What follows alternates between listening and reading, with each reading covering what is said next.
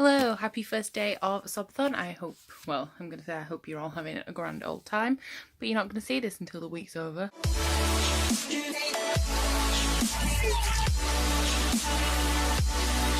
So I meant to update you as soon as I got in from work, but I had to cook dinner and stuff, so I'm a little bit delayed. But this is just going to be a vlog of my progress for Sobathon, a readathon, which I am co-hosting.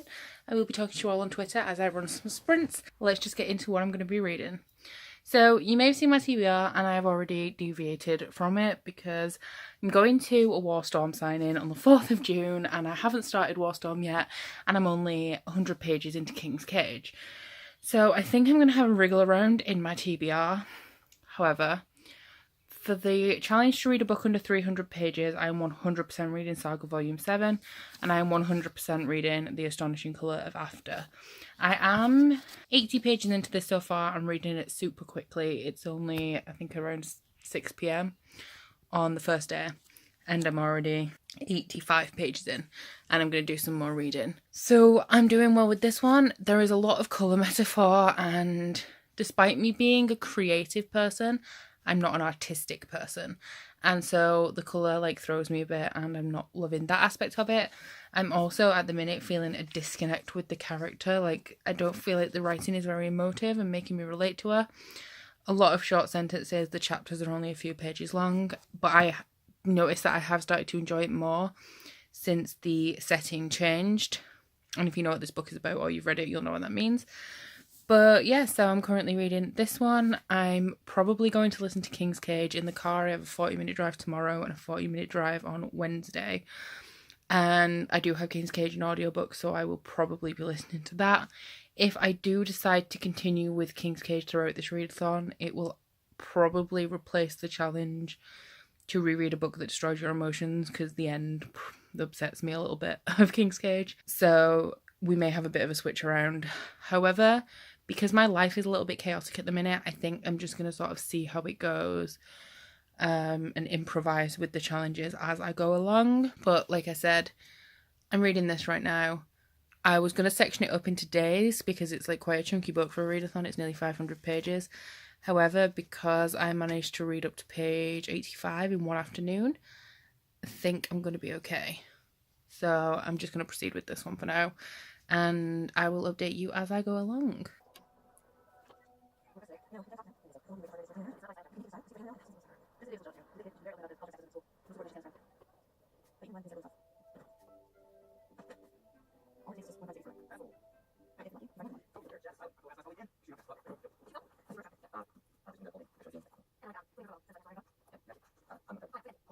Hey guys, so I'm back for my reading update. I'm sorry I haven't been terribly active with this.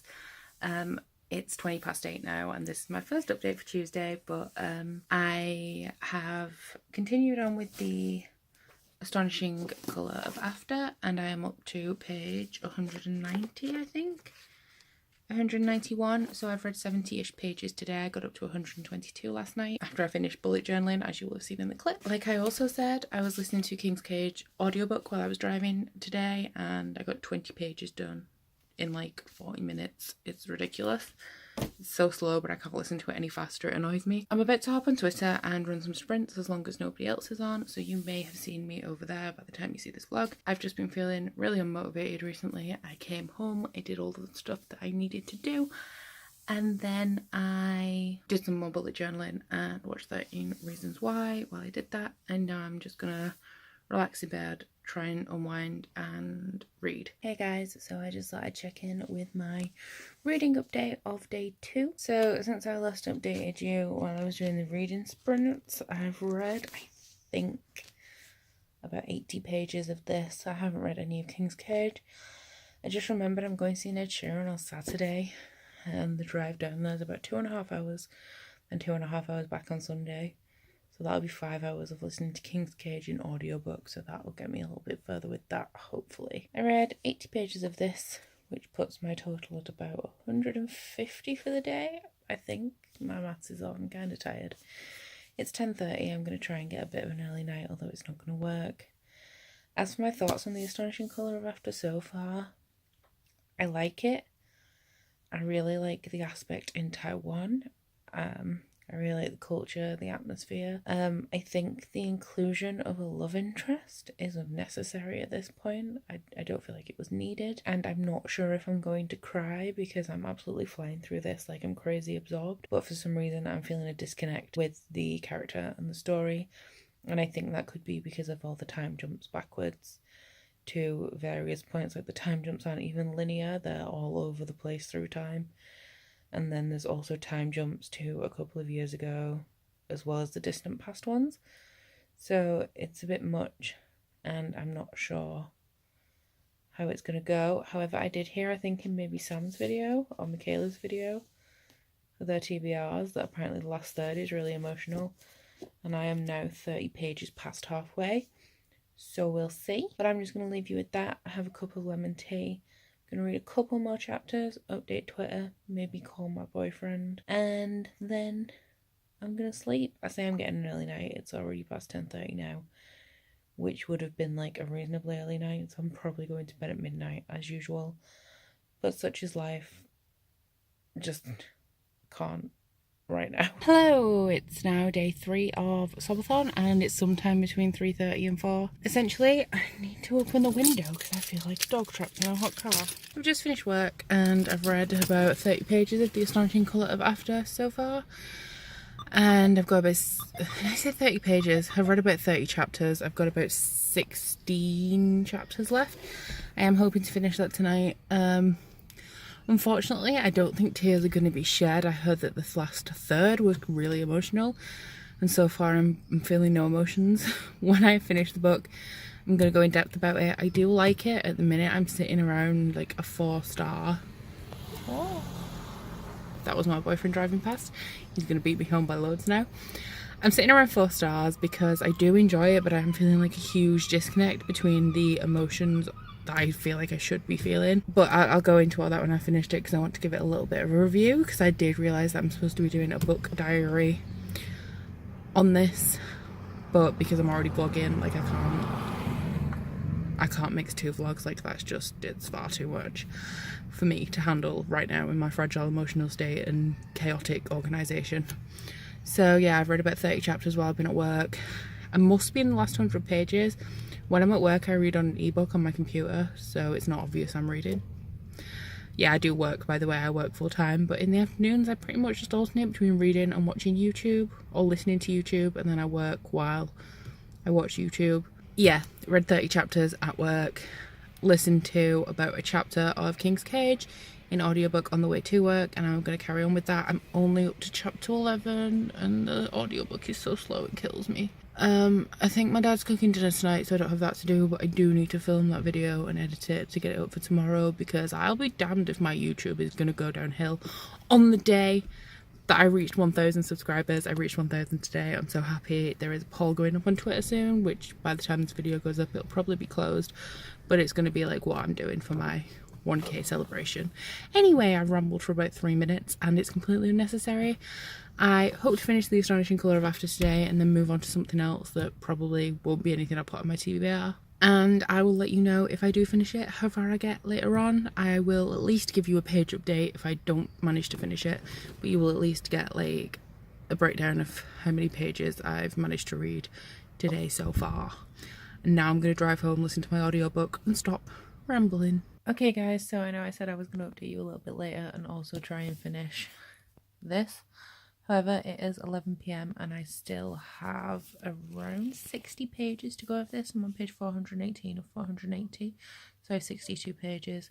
So I'm probably just going to update you with my page count for the day now and then go to sleep and update you either in the morning or like after work to sort of wrap up this book. So I've read 123 pages of this today so far. We have 62 to go. I've also read exactly 20 pages of King's Cage, and when I tell you that I have a 20-minute drive to work and a 20-minute drive from work, yeah, I've only read 20 pages of that book. I think you'll kind of see how unbearably slow that audiobook is. So I've read in total 143 pages so far, I think. hopefully to be about 203 when I do finish this book. But that is it for my vlogging today. Surprise, surprise. You probably got more content than you have any other day, but still like nothing. But yeah, I'm gonna try and wrap up this before midnight, hopefully, because I don't want to be sleeping that late. And I will update you tomorrow. Hello. It's day 4 of Sobathon. And that just happened. And now I'm all out of brightness. So, I need to turn around to avoid this awful shadowiness. And as you may have guessed, because I hinted to it, well, I said I was going to do it last night, I finished The Astonishing Colour of After by Emily X.R. Pan. I would describe this book as an exploration of grief. I really enjoyed it. I gave it 4 stars. I didn't cry. I feel like my emotional attachment was sort of blocked by the 3 timelines in this. You do follow 3 timelines, 2 are linear and 1 is all over the place. So you follow the present tense Lee, who goes to Taiwan to meet her grandparents and all while she's there and the stuff that she does. You follow Lee in her freshman year and some of her sophomore year, I think, of high school before her mother commits suicide. And then there's a 3rd timeline which spans many decades and isn't linear, so it jumps around throughout those decades.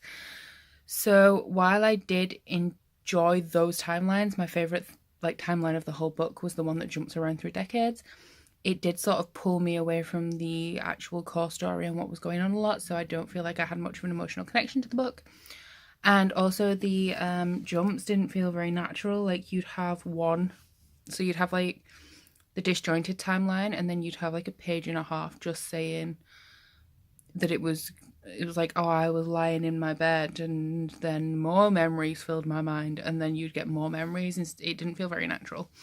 But I did enjoy it. I enjoyed all of the Taiwanese and Chinese stuff and learning about the sort of celebration of life and death and traditions in those countries. I really enjoyed that part. So I gave it 4 stars. I didn't love it, but it was really good. This is only the 2nd magical realism book that I've ever enjoyed. I'm not a huge magical realism fan. I'm not very good at the suspension of disbelief thing, but I did like how this was done. It felt quite natural. The thing I don't like about magical realism is how things aren't explained, and I feel like everything in this was tied up quite nicely, so I didn't have that feeling of, but what actually happened. My reading so far for today, where are my books? I have read 100 pages of King's Cage, which means that if I can manage to read another 100 pages tomorrow, then I will be on track to finish this in audiobook form on the drive to and from Manchester at the weekend. So I read, I think, 95 pages exactly, and it's put me near enough exactly halfway through this book, so I'm happy with that progress for today. As for what else I'm reading, because I found with King's Cage that I can't just sit and read it, like I need to take breaks and stuff. It's not a very good book for sitting and ploughing through. So far we have The Astonishing Colour of After was the group book, and then we have King's Cage, which was going to be the reread that previously destroyed my emotions, because the end of that book just really pisses me off. That leaves me with the challenges to read a book to make you cry from happiness, read a book that you've avoided because it'll make you too emotional, and the book under 300 pages. For 300 pages, I'm going to be reading Saga, Volume 7. That's still solid, but I'm going to read that on Sunday night because I normally read it on Saturday, but I won't have time this Saturday morning. So when I get home on Sunday, I'm having my chill Saga time, but that will 100% get done. It's only going to take me an hour or so. So I can either go for a sad book or a happy book. And I really wanted to read a middle grade. So I was thinking about rereading Harry Potter, because that's one of my 2018 goals, to start that reread. But I then remembered that I have borrowed Percy Jackson and The Lightning Thief from Ryan, because I've never read a Percy Jackson or Rick Riordan book, so I wanted to read this. But this is going to be on my TBR for June anyway, and I don't know if it will make me happy, because there's a chance I won't like it because I don't have a nostalgic connection to it. So then I thought of another book because I really want to read like a middle grade right now. And it is a reread, but I know I've mentioned a couple of times on my channel that I read this series and I was obsessed with it, but then I never read the last book in it. And it's going to be a really quick read. It's really short. I know it's going to make me maybe not cry with happiness, but it's going to make me crazy happy because it's hilarious. So I'm going to start rereading Angus Thongs and Full Frontal Snogging by Louise Renison, which I believe in the US is called Angus Thongs and Perfect Snogging because weird sense shit. I'm going to start this today. It is around 250 pages. Oh hey, baby. Where are you? Love you. Love you. So I'm gonna start a reread of this. It's 230 something pages and I'm gonna love it. So I am making candles right now and I need to go check the temperatures on those. So I will leave you here and I will update you later on and let you know how far through this I've got. Who's the cutest little baby pumpkin pie? Oh, it's my baby girl. It's you. No. It's you. So it's now 7 p.m. on Friday and I didn't update you yesterday with my total reading, etc. So I'm sorry about that. Essentially I watched a Frank Turner documentary and then did some more reading and I just kind of forgot and went to bed. But I did read about 160 pages in total yesterday. I read like the 95 pages of King's Cage that I read at work, and then I read 78 pages of Angus Thongs and Perfect Snogging. I don't have any of my books to hand right now because I'm about to start watching The Greatest Showman with my lover. And today, so far, I've read another 95 pages of King's Cage. That seems to be the magic reading number at work. And about 30 pages of Angus Thongs and Perfect Snogging. So I'm on around page 350 of King's Cage.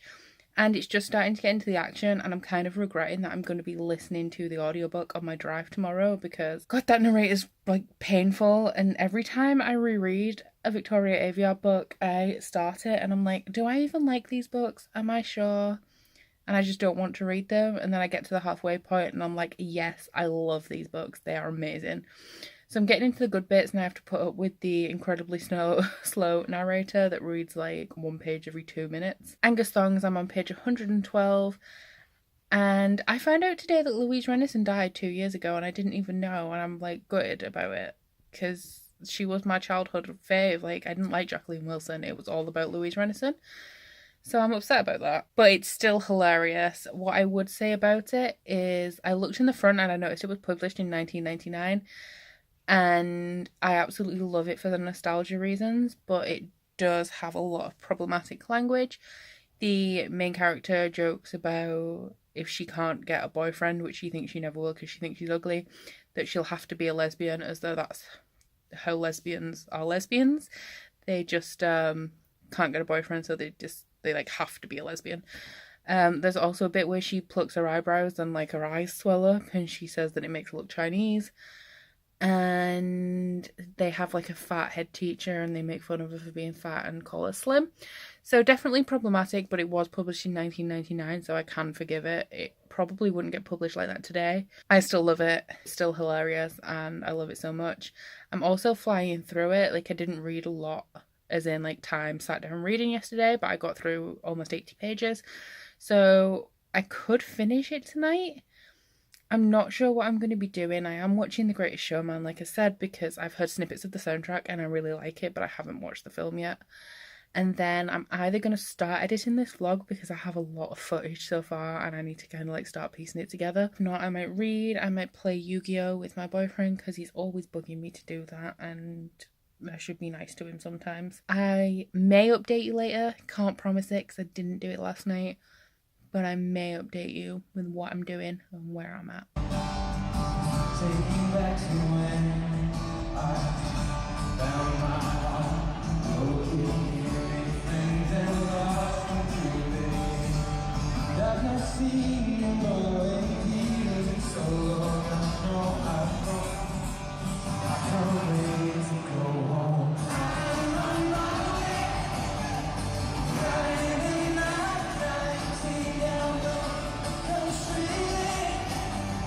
Singing to try to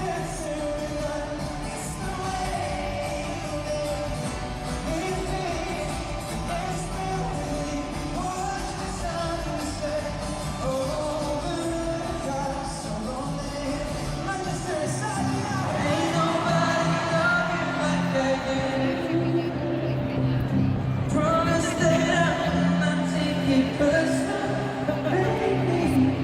You're moving on with someone new. Baby, you look happier, you do. So me one day I'll feel it too. And until then I'll smile at you. I know I was happier with you. Hey, hey,